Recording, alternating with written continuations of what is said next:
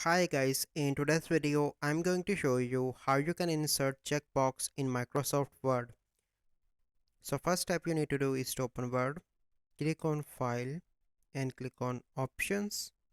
Once you are here, click on Customize ribbon and here you need to select the developer options. Click on OK.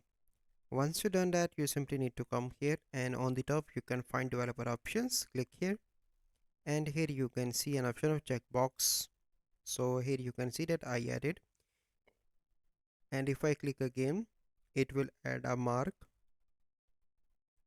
But let's suppose I want to change this clause, so I simply need to come into the properties. Here you can see check symbol.